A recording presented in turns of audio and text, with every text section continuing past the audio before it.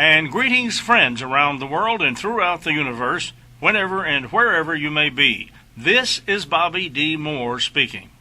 The story you are about to hear is based upon truth. The banker described in it is real. He is still alive, and as far as I know, continues to conduct his business affairs as related in the story, as do countless others like him all across the country and around the world. I know him, and I know his kind well, very well. The bicycle rider was real.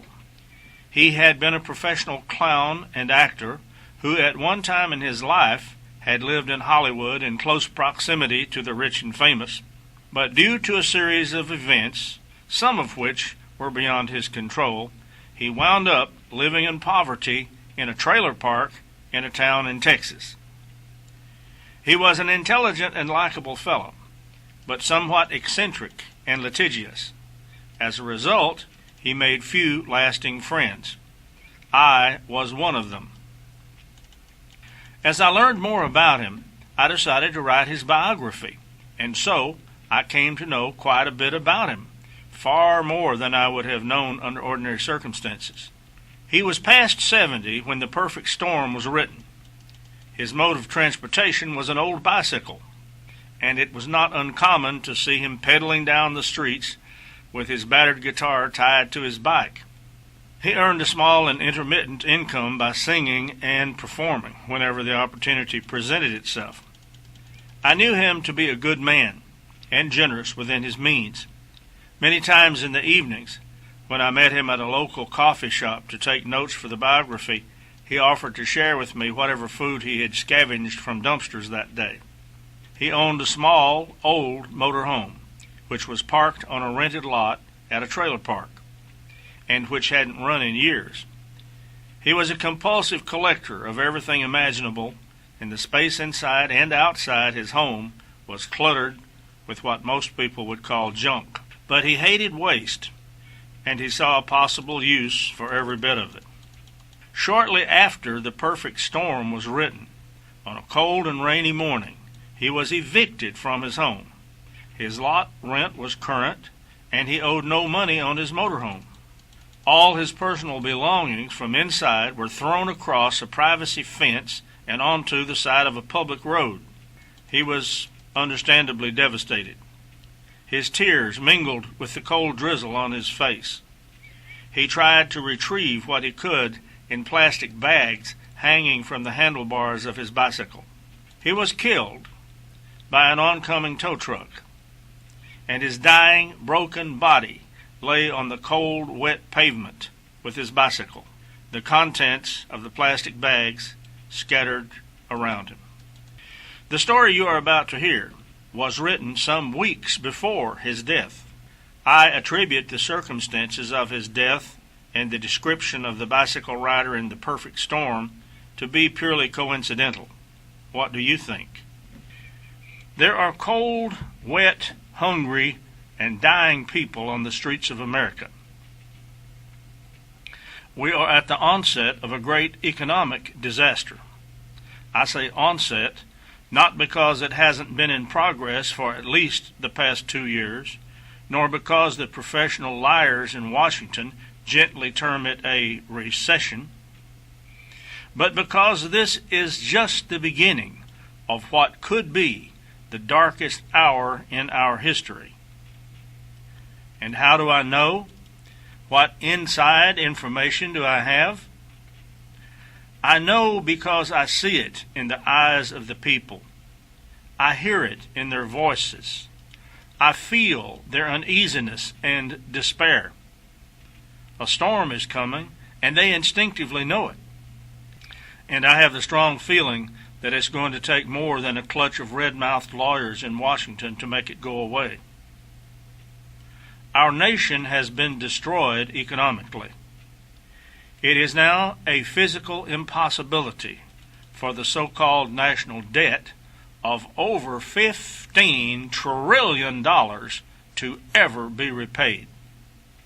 As a matter of fact, it was never intended to be repaid by the thieves who created it. It was created to accomplish exactly what it has done, and that is to slide the United States into a financial pit from which there is no escape. I sit inside, warm and dry, behind the plate glass window of a small cafe. The day is coming to a close. A cold drizzle falls outside, and I see people on bicycles carrying their belongings in plastic bags hanging from the handlebars. These people are not wearing the fashionable costumes of the cyclists who ride for sport. Their trousers are threadbare. Their shoes are wrapped with plastic tape to keep out the cold water. They are wet and cold and hungry. One of the plastic bags rips, spilling its contents across the wet pavement.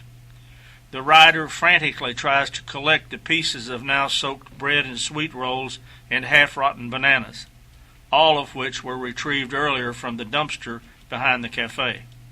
And this is America, the land of opportunity.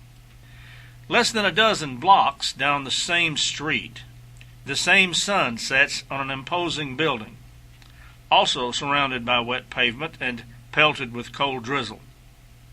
And inside, another man. And this man is not materially different from the one we saw earlier on the bicycle. He has 2 arms, 2 legs, and most of the other attachments of the human male. In terms of native intelligence, the two do not differ greatly. But the man in the building is warm and dry, while the other is cold and wet. The man in the building wears an expensive suit and costly imported shoes. Because he has had good dental care, he still has all his teeth. The man in the building has the respect of those in his community. He belongs to the most exclusive country clubs. He gives to the prominent charities, so he has the reputation of being generous. He has money to pay lawyers and to buy judges, so he enjoys more than his full measure of justice. When the man in the building leaves the comfort of his warm and dry office, you can bet he won't be pedaling a bicycle in the cold rain.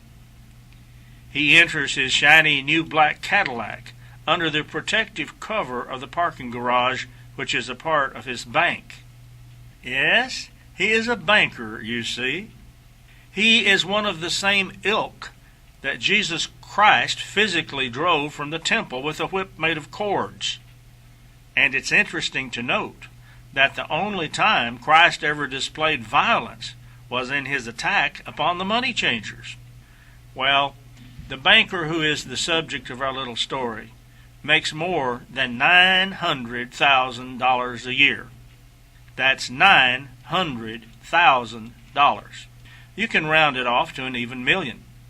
And exactly what does this greatly respected man do to earn his million every 12 months? To use his own terminology, he sets him up to knock him down. I repeat, to use his own terminology, he sets him up to knock him down. And that says it all. He is a professional liar. He is a con artist and nothing more. He works hard to gain confidence and then systematically betrays it. He makes verbal promises he has no intention of keeping. For in the final analysis, it's not what the banker says that counts, it's what the fine print in the contract says. God only knows how many trusting people have been destroyed by this vampire and others like him.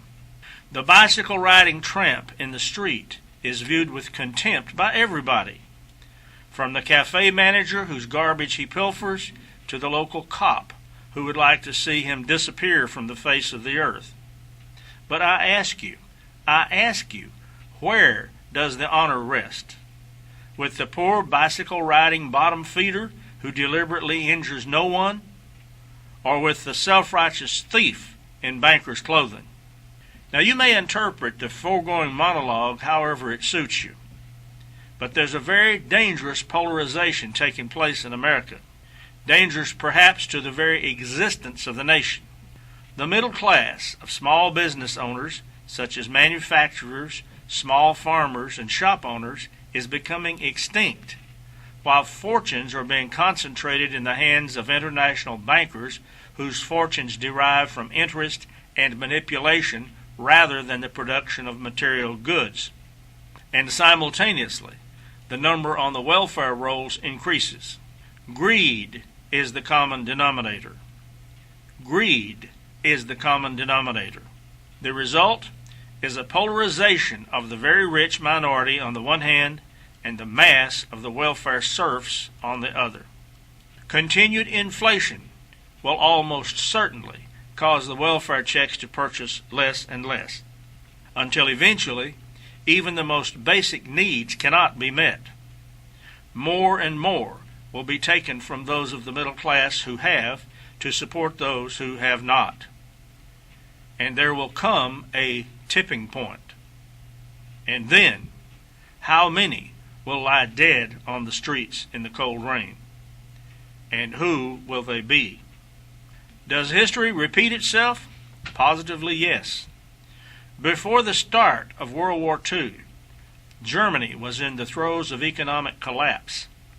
World War I, reparations had sapped the lifeblood of the nation. Unemployment was widespread. Soup lines were common.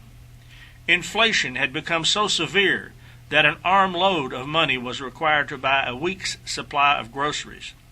These conditions made the people of Germany willing, even eager, to follow a powerful, charismatic leader who promised salvation.